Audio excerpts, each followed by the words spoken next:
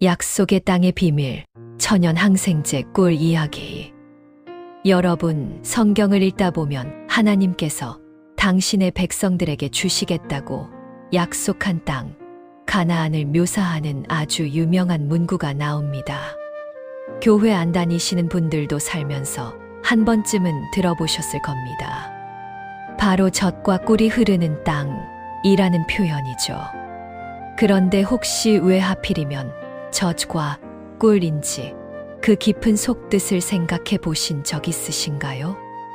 생각해 보면 더 화려하고 좋은 것들도 많잖아요.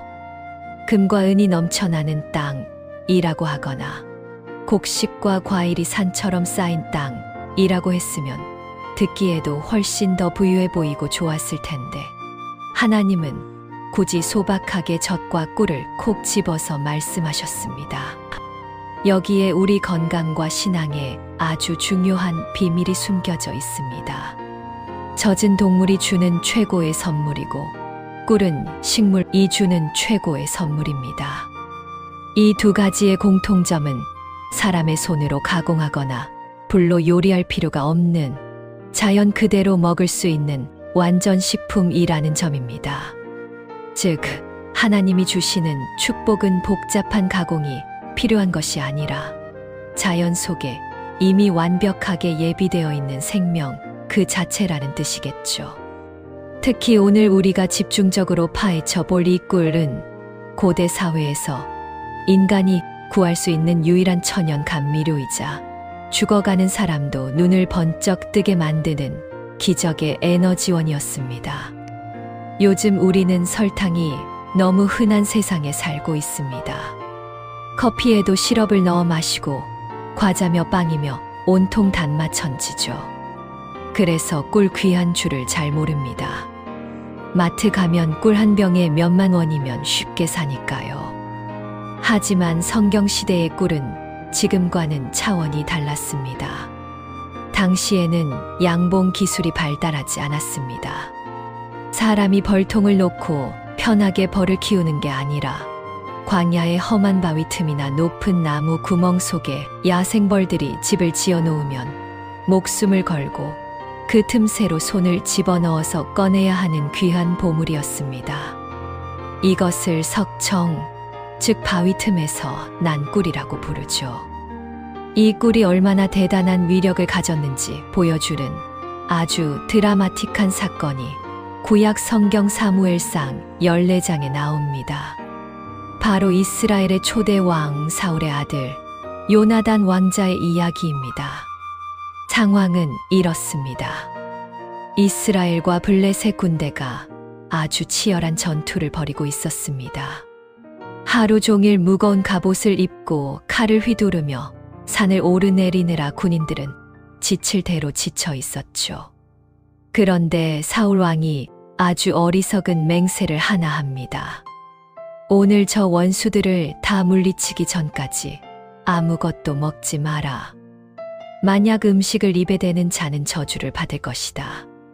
군인들의 정신력을 강화하고 사기를 높이려고 한 말이겠지만 사실은 말도 안 되는 명령이었습니다. 배가 고파서 칼들 힘도 없는데 밥을 굶기다니요. 백성들은 피곤에 쩔어서 눈이 퀭한 상태로 비틀거리고 있었습니다. 탈진 직전이었죠. 그때 왕자 요나단은 그 명령을 못 듣고 숲속으로 들어갔습니다. 그런데 숲에 들어가니 땅에 꿀이 흐르고 있었습니다. 아마 나무 위에 있던 거대한 야생 벌집이 꿀의 무게를 이기지 못해 툭 떨어졌거나 바위 틈에서 꿀이 넘쳐 흘러내렸던 모양입니다. 배고픈 군인들은 왕의 저주가 무서워서 침만 꼴깍 삼키고 아무도 손을 대지 못했습니다. 하지만 요나단은 손에 쥐고 있던 지팡이 끝을 내밀어서 그 꿀을 콕 찍어 입에 가져다 댔습니다. 그 순간 성경은 아주 놀라운 표현을 씁니다. 그의 눈이 밝아졌더라. 여러분, 이 느낌 아시나요? 등산을 하거나 심한 운동을 해서 저혈당이 왔을 때 손이 덜덜 떨리고 식은땀이 나고 눈앞이 캄캄해질 때가 있죠. 그때 사탕 하나만 입에 물어도 머리가 핑 돌면서 정신이 번쩍 드는 그 느낌 말입니다. 요나단이 먹은 건 단순한 설탕물이 아니었습니다. 수만 마리의 벌들이 수십만 송이의 꽃을 날아다니며 모아온 생명의 진액, 즉 고농축 포도당과 비타민, 미네랄이 순식간에 혈관을 타고 뇌로 공급된 겁니다. 우리 뇌는 포도당만을 에너지로 씁니다. 죽어가던 뇌세포들이 꿀을 만나는 순간 와, 살았다 하고 비명을 지르면서 다시 깨어난 거죠. 흐릿하던 시야가 선명해지고 빠져나갔던 힘이 주먹에 다시 들어오는 기적 같은 체험을 한 겁니다. 이 사건은 우리에게 아주 중요한 사실을 알려줍니다. 꿀은 단순한 기호식품이 아니라 생명을 유지하고 활력을 불어넣는 즉각적인 회복제라는 사실입니다. 하나님께서 가나안 땅을 꿀이 흐르는 땅이라고 하신 이유가 바로 여기 있습니다. 광야 생활에 지친 이스라엘 백성들에게 가장 필요한 건 바로 이 회복이었으니까요. 40년 동안 뜨거운 태양 아래서 걷느라 지칠 대로 지친 그들에게 하나님은 에너지를 쏟아부어 줄 천연 강장제를 미리 준비해 두셨던 겁니다. 너희가 힘들 때 내가 너희의 눈을 밝게 해주겠다 는 약속이었던 셈이죠. 재미있는 건 성경에서 가장 힘이 셌던 사나이 삼손도 이 꿀과 얽힌 유명한 일화가 있다는 겁니다. 사사기 14장에 보면 삼손이 딥나로 내려가다가 젊은 사자를 만납니다. 맨손으로 사자를 염소 새끼 찢듯이 찢어 죽이죠. 얼마 후에 다시 그 길을 지나가다가 죽은 사자의 시체를 봤는데 세상에 그 죽은 사자의 몸속에 벌떼가 집을 짓고 꿀이 가득 차 있는 겁니다. 삼손은 그 꿀을 손으로 떠서 먹고 부모님께도 갖다 드립니다. 그리고 그 유명한 수수께끼를 내죠. 먹는 자에게서 먹는 것이 나오고 강한 자에게서 단 것이 나왔다. 이것은 영적으로 아주 깊은 의미가 있습니다. 사자는 죽음과 공포의 상징입니다. 맹수죠. 그런데 그 죽음의 몸통 안에서 가장 달콤한 생명의 꿀이 나왔습니다. 즉, 우리 인생의 사자같이 무서운 고난이 덤벼들고 죽음의 공포가 찾아와도 하나님은 그 고난의 한복판에 혹은 그 고난이 지나간 자리에 가장 달콤한 은혜의 꿀을 숨겨두신다는 뜻입니다. 여러분의 인생에도 지금 사자가 덤벼드는 것 같은 위기가 있으신가요? 그렇다면 두려워하지 마십시오. 그 사자를 믿음으로 이겨내고 나면 그 뱃속에는 세상 어디에서도 맛볼 수 없는 달콤한 간증의 꿀이 기다리고 있을 테니까요. 고난을 통과하지 않은 사람은 절대 맛볼 수 없는 신비한 꿀입니다. 그런데 여러분, 꿀이 단순히 몸에 에너지만 주는 걸까요? 성경 시편 기자는 하나님의 말씀을 꿀에 비유합니다. 주의 말씀의 맛이 내게 어찌 그리 단지요. 내 입의 꿀보다 더하니이다. 103. 왜 하필 꿀이었을까요? 소금보다 짜다고 할 수도 있고 물보다 시원하다고 할 수도 있었을 텐데요. 여기에는 꿀이 가진 아주 독특한 성질, 바로 부패하지 않는 불변성 때문입니다. 꿀은 지구상에서 유일하게 상하지 않는 식품입니다. 고고학자들이 이집트 피라미드를 발굴할 때 깜짝 놀란 사건이 있었습니다. 3000년 된 무덤 속에서 밀봉된 항아리가 발견됐는데 열어보니 그 안에 꿀이 들어 있었습니다. 놀랍게도 그 꿀은 전혀 상하지 않고 그대로 굳어 있었고 살짝 데워서 먹어보니 맛과 향이 그대로였다고 합니다. 세상의 모든 음식은 시간이 지나면 썩고 부패합니다. 곰팡이가 피고 냄새가 나죠. 하지만 순수한 꿀은 수천 년이 지나도 변하지 않습니다. 왜냐하면 꿀 자체가 강력한 삼투압 작용을 해서 세균이 들어오면 그 수분을 쫙 빨아들여 말려 죽이기 때문입니다. 천연 방부제이자 살균제인 것이죠. 하나님의 말씀이 바로 그렇습니다. 세상의 유행은 변하고 사람의 약속은 썩어 문드러지고 우리가 믿었던 가치들도 시간이 지나면 변질됩니다. 하지만 진리의 말씀은 3000년 전이나 지금이나 똑같은 생명력을 가지고 우리 영혼을 살립니다. 절대 상하지 않는 영원한 양식인 것이죠. 우리가 몸이 힘들 때 꿀물을 타 마시듯 영혼이 지치고 힘들 때 말씀을 펴서 읽으면 요나단의 눈이 밝아졌던 것처럼 우리의 영적인 눈이 번쩍 뜨이는 것을 경험하게 됩니다. 자, 이렇게 구약 성경 속에서 꿀은 단순한 먹거리를 넘어서는 엄청난 위상을 가지고 있습니다. 약속의 땅의 증거이자 치유의 명약이며 영원히 변치 않는 진리의 상징이었죠. 그런데 신약 시대로 넘어오면 이 귀한 꿀을 아주 독특한 방식으로 주식처럼 먹고 살았던 한 남자가 등장합니다. 바로 예수님의 길을 예비했던 광야에 외치는 소리, 세례 요한입니다.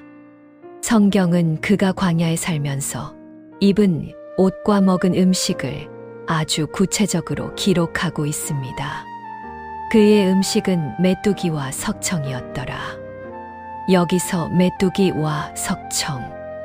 도대체 왜 이 두 가지였을까요? 그냥 광야에 먹을 게 없어서 눈에 보이는 대로 잡아먹은 걸까요? 아니요.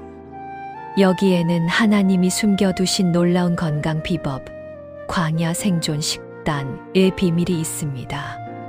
세례 요한은 제사장 사가랴의 아들입니다. 금수저 중에 금수저죠. 마음만 먹으면 예루살렘에서 비단 옷 입고 고기와 포도주를 즐기며 호의호식할 수 있는 신분이었습니다. 그런 그가 굳이 광야로 나갔고 스스로 이 식단을 선택했다는 건 이 음식 조합에 우리가 모르는 아주 특별한 비밀이 숨겨져 있다는 뜻입니다. 먼저 메뚜기부터 볼까요? 많은 분들이 징그럽게 어떻게 벌레를 먹어? 하시겠지만 레위기 11장을 보면 하나님께서 이스라엘 백성에게 먹어도 좋다고 허락하신 곤충이 딱 4종류 있습니다. 메뚜기, 배짱이, 귀뚜라미, 팥중이입니다. 다 뛰어다니는 녀석들이죠. 이 메뚜기는 사막에서 구할 수 있는 거의 유일한 그리고 가장 완벽한 고단백질 공급원입니다. 현대 영양학 분석에 따르면 메뚜기에는 소고기보다 3배나 많은 단백질이 들어있고 철분과 미네랄이 풍부합니다. 지방은 거의 없는 순수 근육 덩어리죠. 그러니까 세례 요한은 광야에서 보디빌더들이 먹는 단백질 쉐이크보다 더 순도가 높은 단백질을 섭취하고 있었던 겁니다. 하지만 단백질만 먹어서는 힘을 쓸 수 없습니다. 뇌를 돌리고 몸을 움직일 연료가 필요하죠. 그게 바로 석청입니다. 꿀은 포도당과 과당으로 이루어져 있어서 소화 과정을 거칠 필요도 없이 먹자마자 10분 안에 혈관으로 흡수되어 에너지로 바뀝니다. 생각해 보세요. 단백질 덩어리인 메뚜기와 최고급 에너지원인 꿀. 이 두 가지의 조합은 현대 영양학자들이 봐도 입이 떡 벌어지는 완전 무결한 생존 식단입니다. 탄수화물, 단백질, 비타민, 미네랄이 완벽하게 균형을 이루고 있으니까요. 게다가 이 식단에는 영적인 깊은 뜻도 있습니다. 메뚜기는 떼를 지어 다니며 땅의 소산을 다 갉아먹는 재앙의 상징이기도 합니다. 요한은 그 재앙을 씹어 먹으면서 죄를 심판하고 꿀처럼 달콤한 하나님의 말씀을 선포했던 것이죠. 그런데 제가 이 식단에서 정말 주목하고 싶은 건 따로 있습니다. 바로 세례 요한의 목입니다. 그는 광야에서 수만 명의 사람들을 향해 소리를 질러야 했습니다. 회개하라, 하고 말이죠. 마이크도 없던 시절에 건조하고 모래바람 날리는 광야에서 매일 소리를 지르면 성대가 어떻게 될까요? 다 찢어지고 쉬어서 말이 안 나왔을 겁니다. 그런데 그를 지켜준 것이 바로 꿀이었습니다.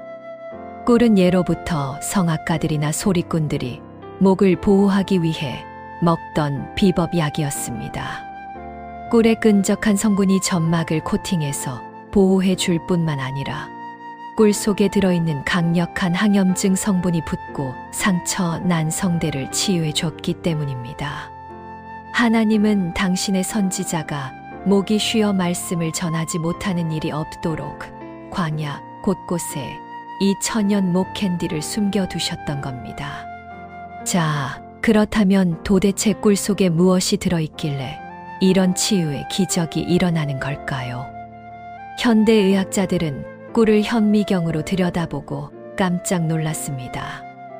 꿀벌들이 꽃꿀을 위장에 넣었다가 다시 뱉어내는 과정에서 글루코스 산화효소라는 특별한 효소를 섞어 넣거든요. 이 효소가 공기 중의 산소와 만나면 아주 놀라운 물질을 만들어냅니다. 바로 과산화수소입니다. 우리가 상처 났을 때 바르는 소독약, 하얀 거품 나는 그 과산화수소 아시죠? 꿀이 바로 천연 소독약 공장인 셈입니다. 그래서 고대 이집트나 로마의 의사들은 전쟁터에서 칼에 찔리거나 화살을 맞은 병사들의 상처에 꿀을 발랐습니다. 그러면 상처가 썩지 않고 세균이 다 죽고 새살이 돋아났으니까요. 실제로 제1차, 2차 세계대전 때까지만 해도 항생제가 부족할 때 꿀을 붕대에 발라서 사용했다는 기록이 있습니다. 요즘도 메디어니라고 해서 욕창이나 화상 치료용으로 의료용 꿀을 사용하고 있을 정도입니다. 특히 요즘처럼 환절기에 기침 감기 달고 사시는 분들 계시죠? 밤에 기침하느라 잠 못 잘 때 감기약보다 더 효과가 좋은 게 바로 꿀 한 숟가락이라는 연구 결과가 있습니다. 꿀이 목의 염증을 가라앉히고 뇌의 기침 중추를 진정시키는 효과가 있기 때문이죠. 이뿐만이 아닙니다. 꿀은 위장병에도 탁월합니다. 우리 한국 사람들 위염이나 위궤양 정말 많잖아요.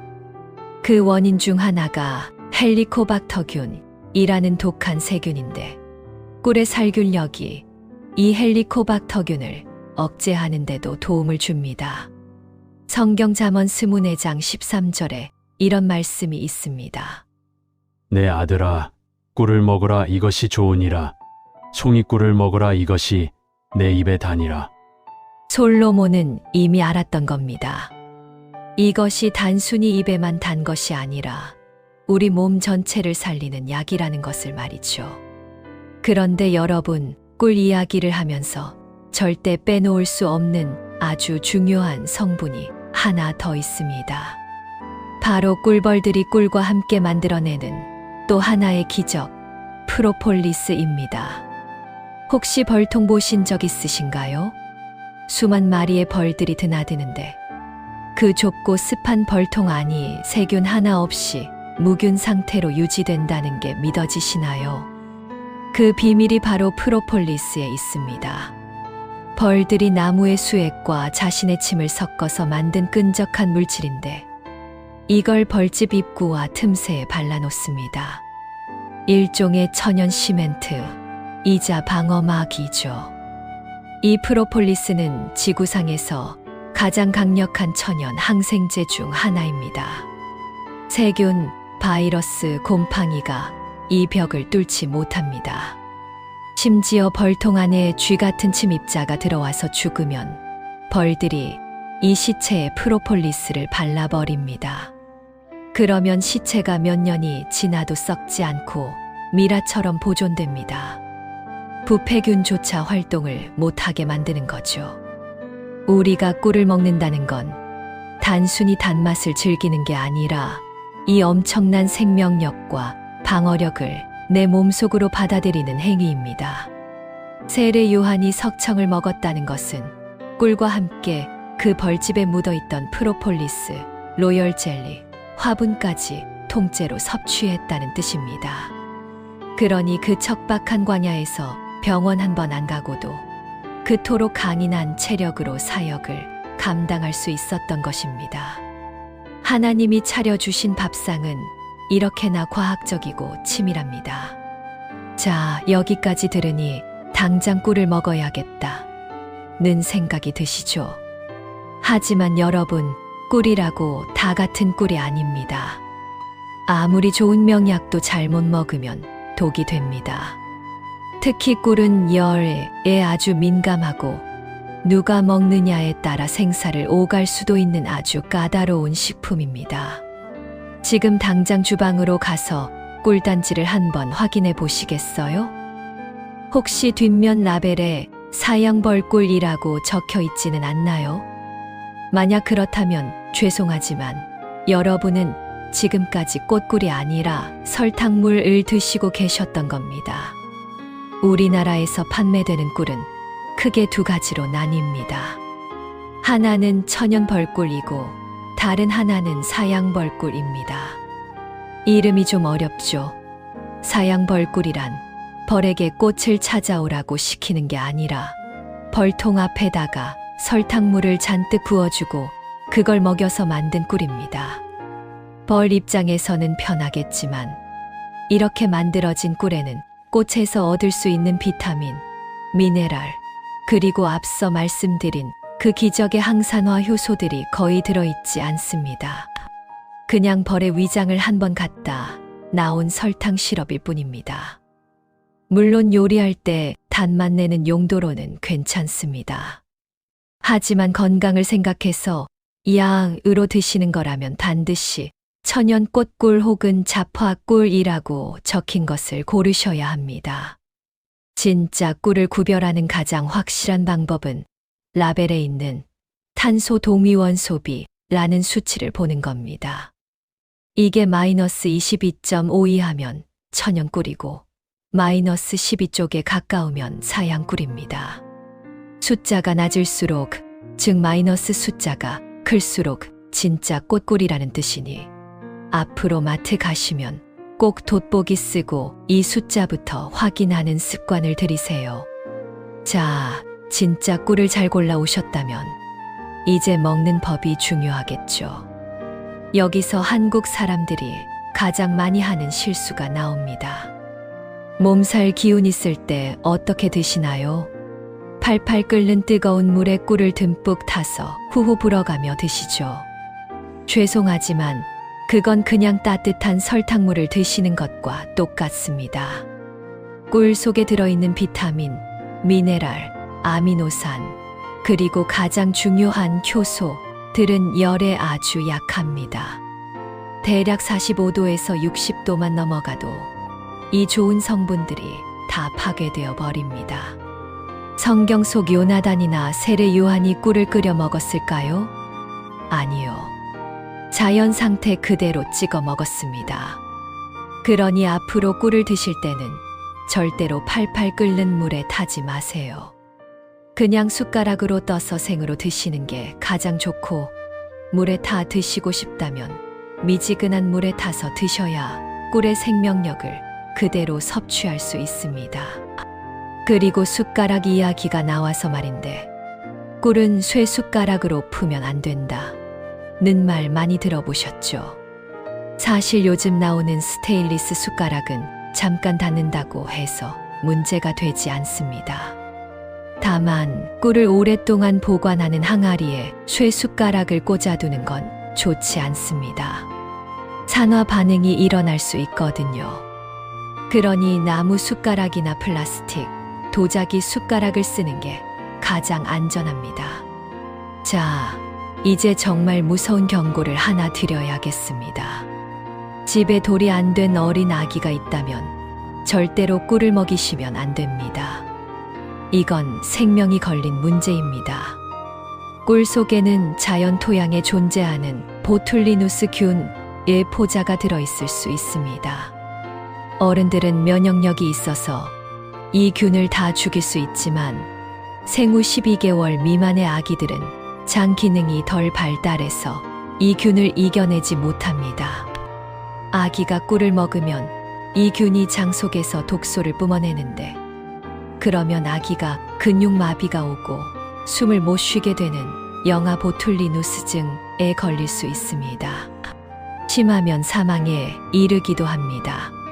성경 이사야 7장 15절에 그가 악을 버리며 선을 택할 주 알 때가 되면 엉긴 젖과 꿀을 먹을 것이라. 는 구절이 나옵니다. 알 때가 되면 이라는 말은 소화 능력이 생기고 살이 분별이 될 때 비로소 꿀을 먹는다는 뜻이죠. 하나님이 만드신 인체의 섭리가 이 한 구절에도 담겨 있는 겁니다. 그리고 당뇨 있으신 분들, 꿀이 설탕보다는 낫지만 결국은 포도당 덩어리입니다. 많이 드시면 혈당 스파이크 옵니다. 천연이니까 괜찮겠지 하고 드시지 말고 하루에 티스푼으로 한두 개 정도 아주 소량만 약이라 생각하고 드셔야 합니다. 자, 이제 마지막으로 이 달콤한 꿀이 우리 신앙에 주는 교훈을 묵상하며 긴 여정을 마무리해 볼까요? 에스겔 3장을 보면 하나님께서 에스겔 선지자에게 성경 말씀을 주시면서 먹으라 고 하십니다. 에스겔이 그 말씀을 입에 넣고 씹으니 그 맛이 내 입에서 달기가 꿀 같더라 라고 고백합니다. 요한계시록 10장에서도 사도 요한이 말씀을 먹으니 내 입에는 꿀같이 달다 고 말합니다. 하나님의 말씀은 우리 영혼의 꿀입니다. 우리가 몸이 피곤할 때 꿀 한 숟가락이 눈을 번쩍 뜨게 하는 것처럼 인생이 고달프고 지칠 때 읽는 말씀 한 구절은 우리 영혼의 눈을 밝게 하고 죽어가던 소망을 다시 살려냅니다. 하지만 여러분, 꿀을 눈으로만 보는 사람은 그 맛을 알 수 없습니다. 꿀단지 뚜껑을 열고 숟가락을 넣고 입에 넣어 혀로 느껴야 아, 달구나 하고 알 수 있죠. 말씀도 마찬가지입니다. 성경책을 덮어두고 겉표지만 닦는 사람은 그 맛을 모릅니다. 매일 성경을 펴서 읽고 묵상하고 그 말씀을 내 삶으로 씹어 먹어야 비로소 주의 말씀의 맛이 내게 어찌 그리 단지요 라는 다윗의 고백이 나의 고백이 될 수 있습니다. 재미있는 것은 꿀벌 한 마리가 평생 모으는 꿀의 양이 티스푼 하나 정도밖에 안 된다고 합니다. 우리가 무심코 먹는 꿀 한 숟가락에는 수백 마리 벌들의 일생이 담겨 있는 셈이죠. 예수님께서 우리에게 주신 복음도 그렇습니다. 그냥 하늘에서 뚝 떨어진 게 아닙니다. 예수님의 땀방울이 핏방울이 되도록 기도하신 그 겟세마네의 고뇌와 십자가에서 물과 피를 다 쏟으신 그 희생이 있었기에 오늘 우리가 구원이라는 가장 달콤한 꿀을 맛보게 된 것입니다. 그러니 오늘 꿀물을 한 잔 타 드실 때 혹은 빵에 꿀을 발라 드실 때 그 달콤함 속에서 하나님의 사랑을 기억해 주셨으면 좋겠습니다. 이 꿀이 내 몸의 독소를 빼내는 것처럼 주님의 말씀이 내 마음의 미움과 걱정을 녹여주시옵소서. 이 꿀이 내 몸에 활력을 주는 것처럼 성령의 은혜가 내 삶을 다시 뛰게 하시옵소서. 이렇게 기도하며 먹는 꿀은 세상 그 어떤 보약보다 더 귀한 하늘의 양식이 될 것입니다. 지금까지 성경 속 치유의 음식 3번째 이야기 꿀편이었습니다. 어떠셨나요? 흔하게 보던 꿀단지가 이제 조금 다르게 보이시나요? 오늘 이야기가 여러분의 몸과 영혼에 달콤한 위로가 되었다면 구독과 좋아요, 마음을 표현해 주세요. 여러분의 응원은 제가 더 깊고 풍성한 성경 이야기를 길어 올리는데 아주 큰 힘이 됩니다. 아니, 꿀처럼 달콤한 에너지가 됩니다. 다음 시간에는 성경 속 치유의 음식 사탄 예수님이 너희는 세상의 이것이라 고 말씀하신 생명의 결정체, 소금 이야기로 찾아오겠습니다. 소금이 어떻게 우리 몸을 살리고 또 성경은 소금을 통해 어떤 언약을 말씀하시는지 기대해 주세요. 여러분의 삶이 꿀송이처럼 달콤하고 은혜가 넘치기를 축복합니다. 고맙습니다.